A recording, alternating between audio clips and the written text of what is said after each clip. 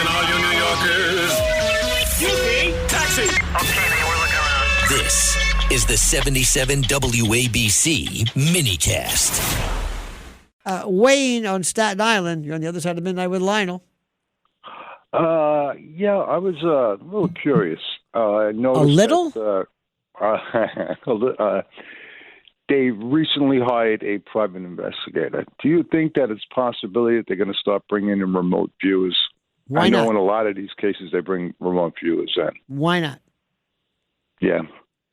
Because, I mean, the evidence right now, I mean, it's kind of, you know, it's slim.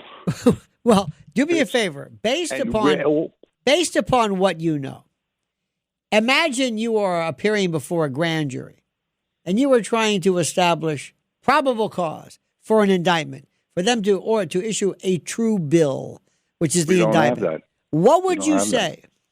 What would you say? Well, what? You're right, exactly. We have nothing. Well, let me ask you this question. Whom would you arrest? Do you have a suspect? Nope. No, there is none. No, exactly. Well, you got a guy in a ringtone. Yeah. And what if, With by the way, nothing. what if they, excuse me, a Nest camera. God forbid. What if somebody says, yeah, it's me. That's me. Right. Excuse me, sir. Were you? No, I don't know. I was drunk. I went out there one night, knocked it. Did you see what I'm doing? I'm pulling up plants. I'm out of my mind. I'm waxed to the max. I'm gooned. I have no idea where I am. I don't know what the hell I'm doing. I turned around and I left. Right. You didn't see me And inside, did you? No. Well, that's it. Now, what would that crime be? Well, criminal mischief, vandalism for the plants, maybe trespass, maybe. I don't think it's burglary because you never entered or remained. Maybe unless you consider the curtilage of the property. There's really nothing much of anything. That guy And no physical evidence of being inside. And if they said, "Hey, well, where is she?" Beats the hell out of me. What about this blood there? I don't know.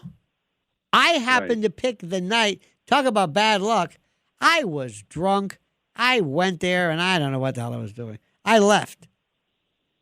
Disprove that.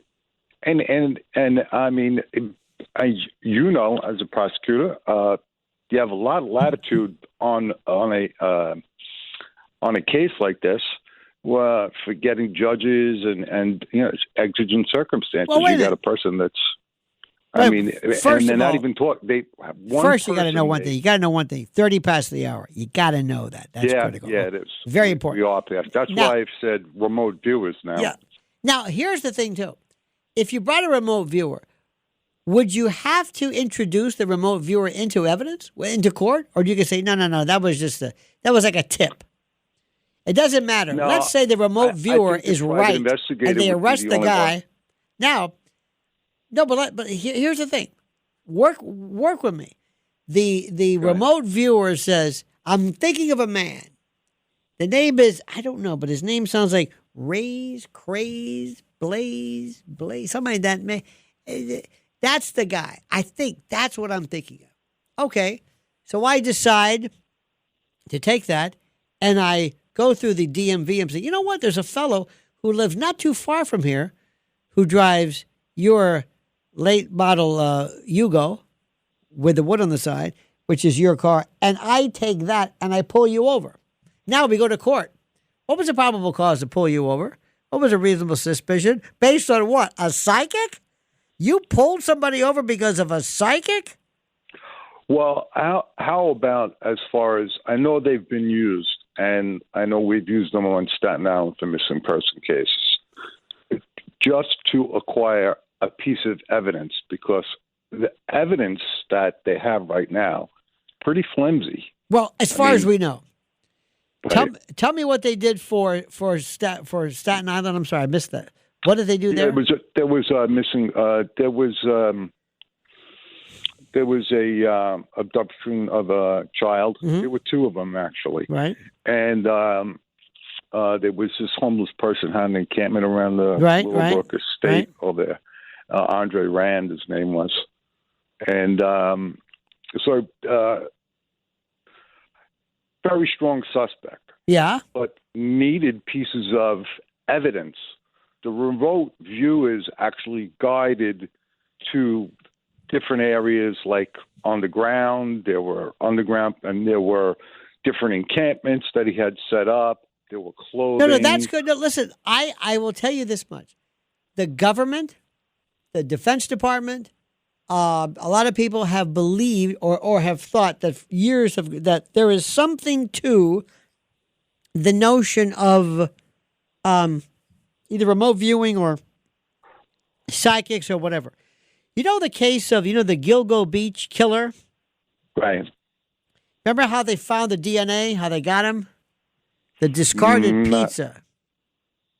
Okay. Remember that? They had DNA. It. They had DNA from sometimes found in the tarp or the clothing or in the bodies or whatever it is on these poor women that were killed. But they had to get his.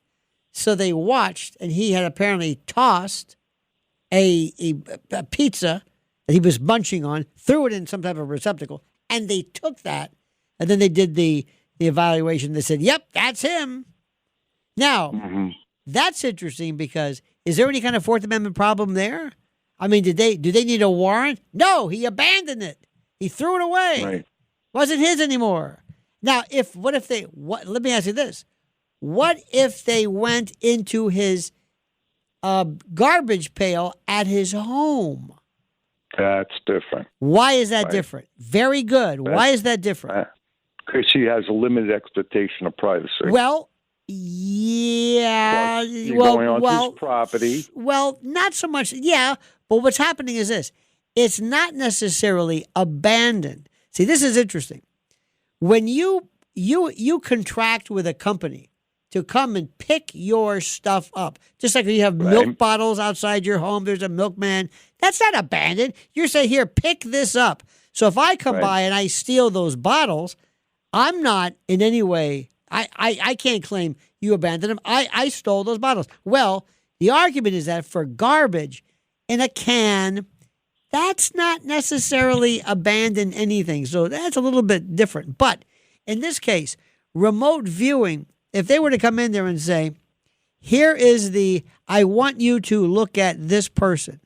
His name is Jerry Spolinski. He lives in Patterson on this address. And sure enough, that's the guy. What if somebody challenges that? What was your basis? What was your probable cause? Why did you pull this guy over? Why did you investigate him? Because of a remote viewer?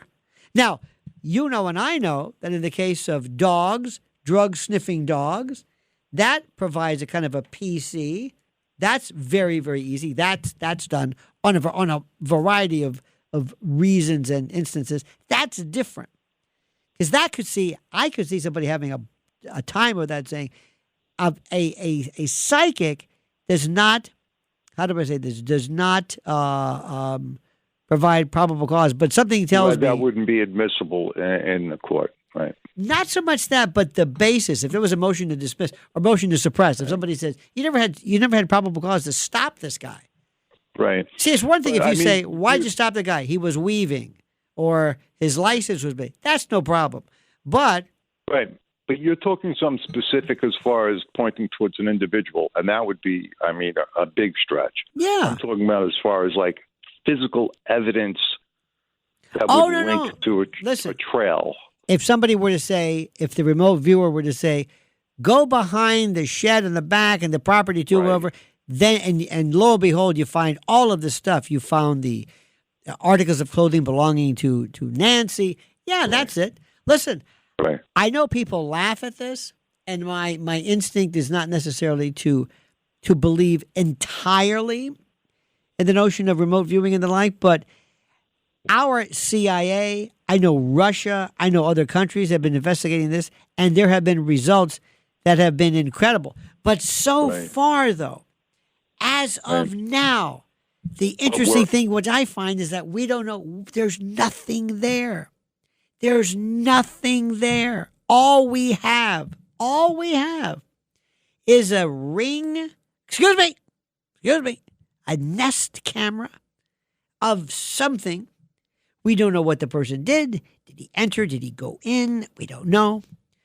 You want to find out, why was the back door open? Why was it unlocked? Now, here's a crazy one for you. What if it was unlocked because the old lady just forgot? Because she's getting old and she's losing her stuff.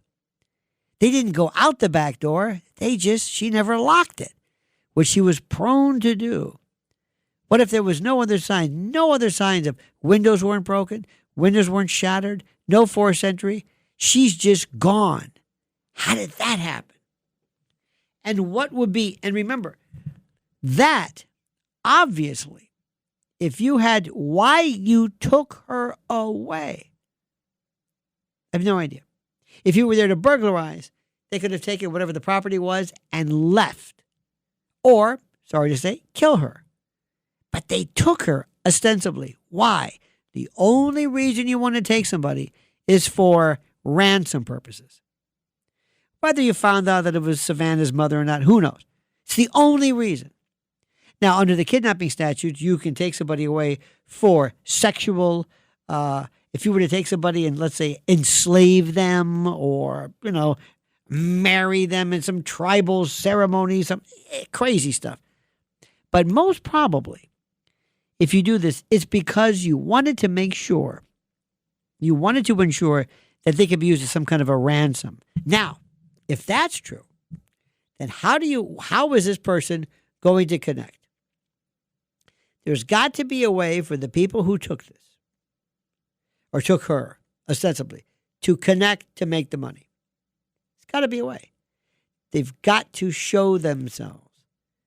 And remember what I said initially. I thought that because of the fact that this was alleged kidnapping, in Mexico, they are prolific kidnappers. In fact, in Mexico City, Americans, were told to be very, very careful because of the number of people who were themselves kidnapped.